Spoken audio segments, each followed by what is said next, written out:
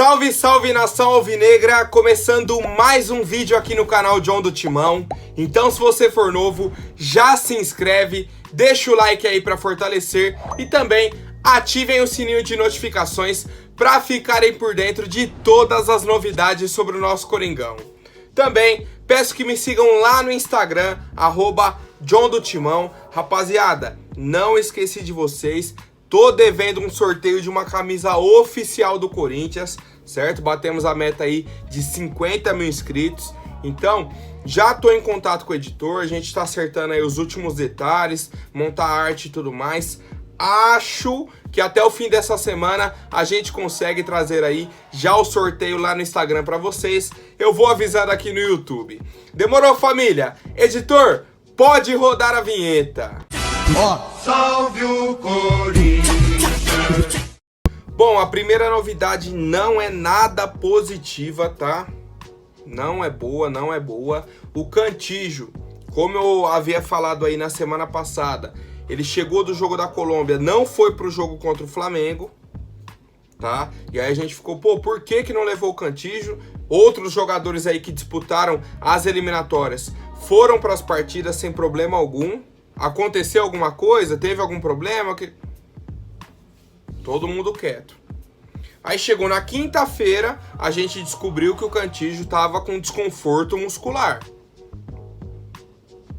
Certo? Já fala pra torcida, ó, o Cantillo não foi pro jogo contra o Flamengo porque estava com desconforto muscular. Beleza. Passou quinta, sexta, sábado, o jogo de domingo, o Cantillo não foi relacionado por causa desse desconforto. E aí, Ontem o Corinthians publicou uma nota oficial e falou que o Cantillo foi diagnosticado com uma lesão no músculo posterior da coxa direita e segue como desfalque para o jogo contra o Ceará.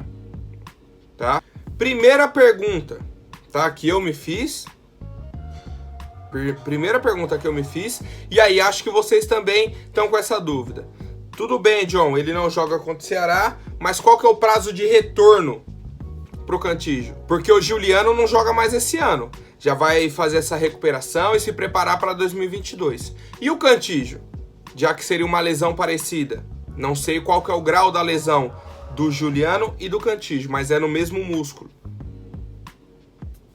Corinthians não informou o prazo de retorno do Cantillo. Falou que ele será reavaliado semanalmente e tem a possibilidade de não jogar mais também neste ano, tá? Então a gente poderia perder dois jogadores importantíssimos do nosso meio-campo, o Giuliano e o Cantillo, lesão aí no músculo posterior da coxa direita. E aí a gente tem o jogo contra o Ceará, joga em casa contra o Atlético Paranaense, joga em casa contra o Grêmio e depois fora contra a equipe do Juventude. Tá? São 4 jogos aí importantíssimos e o Cantillo já perde esse contra o Ceará. Não sabemos se ele joga domingo contra o Atlético Paranaense. Demorou, rapaziada? Comentem aí a opinião de vocês. Bom, agora falando um pouquinho do jogo contra o Ceará, uma questão assim mais burocrática e tudo mais. Na última rodada do Campeonato Brasileiro, que o Ceará jogou em casa, foi Ceará e Sport. E aí, como já tá liberado a torcida visitante nos estádios, o Ceará colocou o ingresso a R$100 para os torcedores do Sport. R$100. Para a torcida cearense, os ingressos estão custando entre R$40 e R$30. Para você ver. Para a torcida do Ceará tava 40, 30. Para a torcida do Sport, R$100. Aí no jogo de depois de amanhã, Ceará e Corinthians, o que o Ceará fez? Não, beleza, então, a torcida do Corinthians quer assistir o jogo? Tranquilo. Ingresso R$150. R$150. E aí vocês sabem como que é local de torcida visitante. Normalmente é na reta do escanteio. Nunca é um lugar bom. Nunca. Tá? Então assim, o Duílio tentou conversar com o Robinson de Castro, que é aí o presidente do Ceará. Não teve sucesso, não conseguiu falar com o cara. Ele falou, ó, Vou fazer uma representação junto à CBF. Mandou uma carta lá pedindo esclarecimentos sobre essa situação para ver se consegue baixar o preço do salário para a torcida do Corinthians comparecer à Arena Castelão, rapaziada. É brincadeira, né? Tem um regulamento aí da CBF que fala, ó, os preços dos ingressos para a torcida visitante deverão ter necessariamente nos respectivos setores do estádio ou equivalente os mesmos valores dos ingressos cobrados para a torcida local. Então assim, se vai ficar num lugar ruim e naquela mesma região, naquele mesmo tipo de setor, a torcida do Ceará paga 40, 30, por que a do Corinthians tem que pagar 150? Pô, 4, 5 vezes mais. Não dá, né, rapaziada?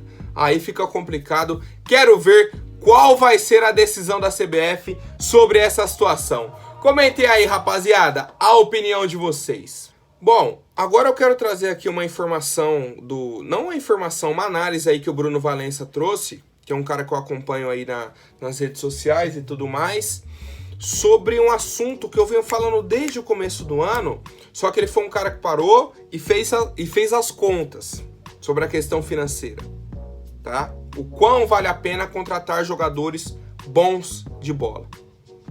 Porque no começo do ano eu recebi muitas críticas quando eu falava, ó, o Corinthians não pode pensar pequeno, tem que contratar jogador bom.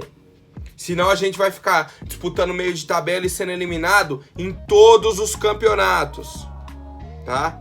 John, pelo amor de Deus, você tá doido? O Corinthians não tem dinheiro para contratar, vai se acabar em dívida, não pode, não dá para contratar. Aí o Duílio veio no meio do ano, fez uma pequena limpa no elenco, trouxe Roger Guedes, William, Renato Augusto, Juliano, Carlos Miguel, João Pedro, 6 contratações que eu tô lembrando agora. Não pagou R$1, certo? É só o salário dos atletas.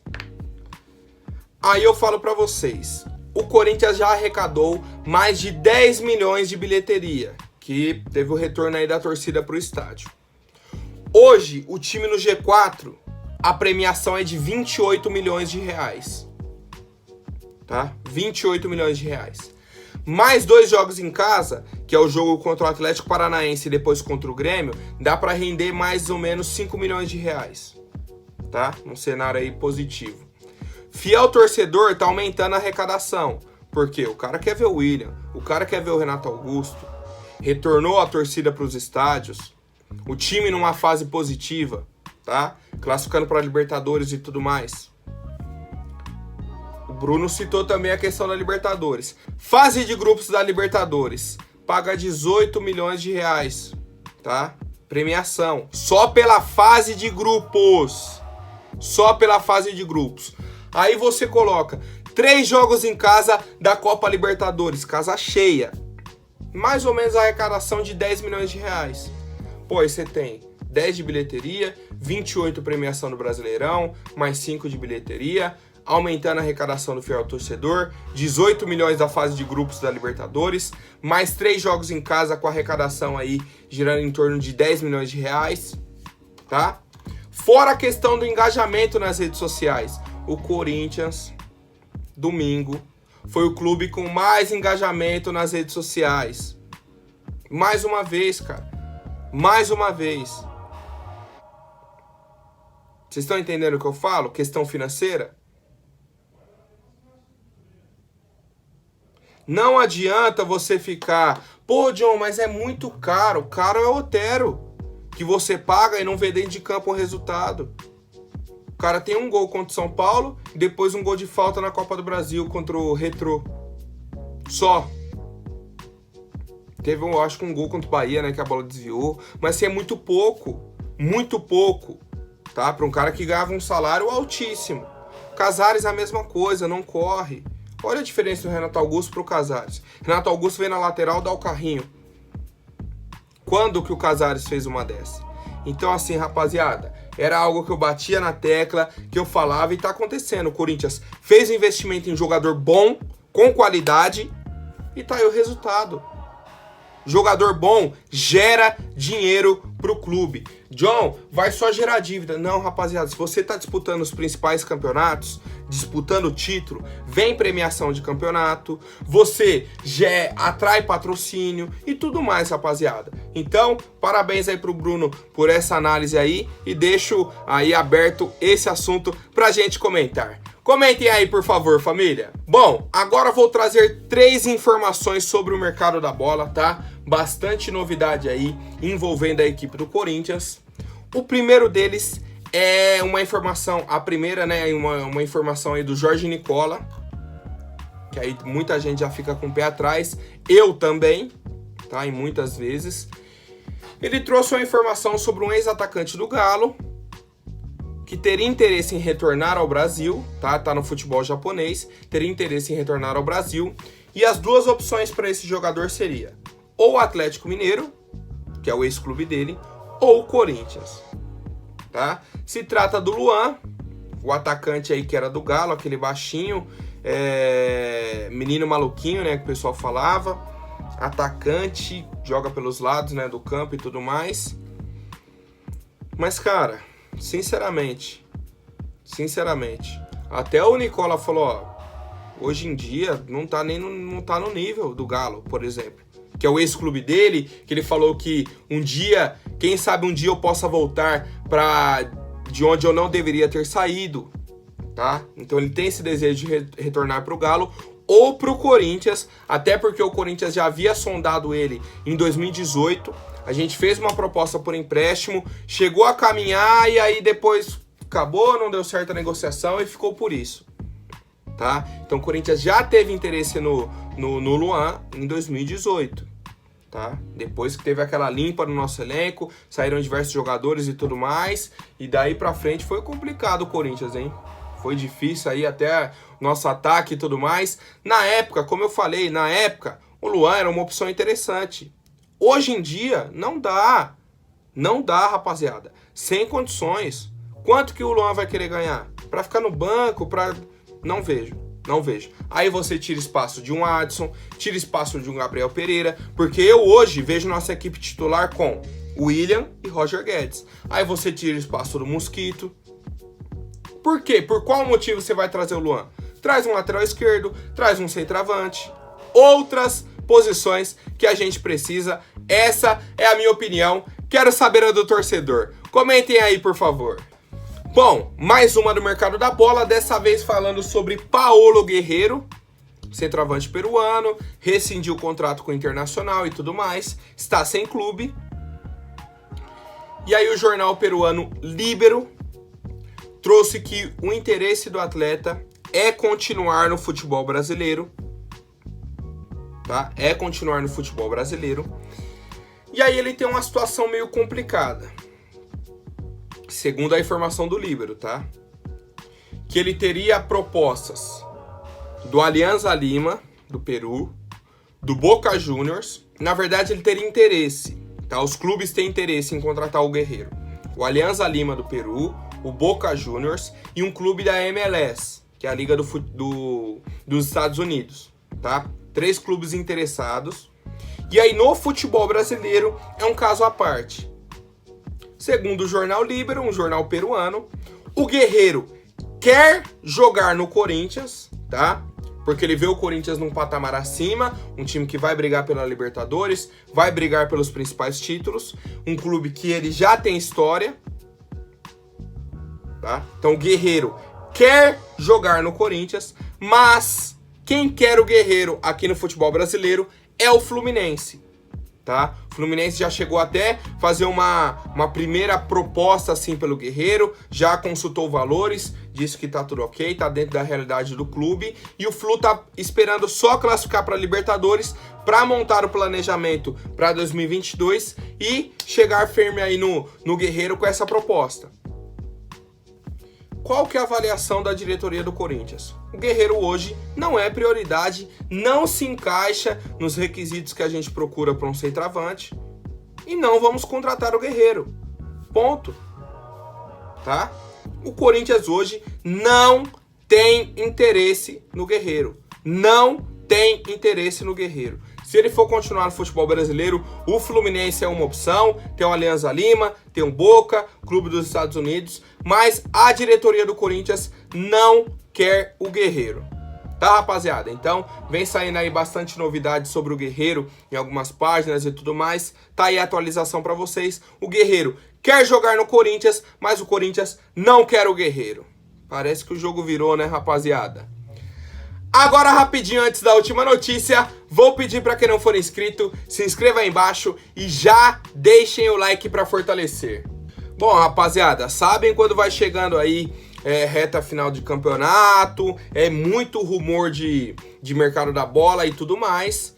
E aí, a bola da vez é um jogador do Sport, um meio-campista do Sport, tá? Que o Corinthians estaria observando para contratar já para a temporada de 2022. Eu, particularmente, venho acompanhando muito pouco do Sport, tá? Bem pouco, é um clube assim que tá bem distante do meu dia a dia e tudo mais, acompanho bem pouco, só quando é jogo contra o Corinthians e tal, enfim.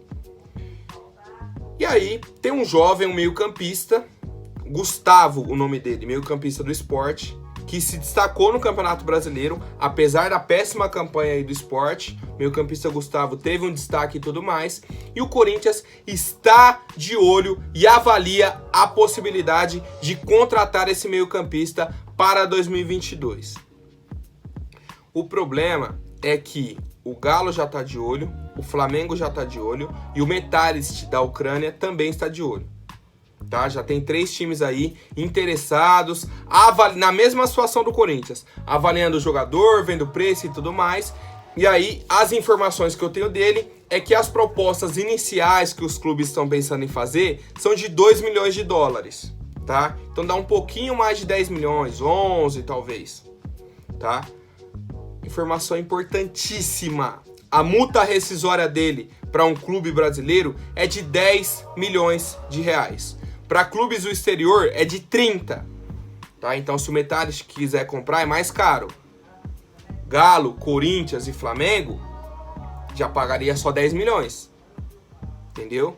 E isso se achar que vale a pena. Ele tem 19 anos de idade e, pelo que eu pesquisei, é um jogador aí que tem um potencial enorme, rapaziada. Enorme, enorme, enorme. Tem contrato até 2026 com o Sport, mas tem essa questão da multa rescisória de apenas 10 milhões de reais para clubes brasileiros. E aí, rapaziada, eu particularmente, como coloquei, conheço bem pouco desse atleta aí. Quero saber a opinião de vocês, se seria uma boa o Corinthians contratar o meio-campista Gustavo da equipe do Sport. Comentem aí, por favor. Por hoje é isso. Amanhã eu volto com mais notícias sobre o nosso Coringão. Até mais, um forte abraço e vai Corinthians!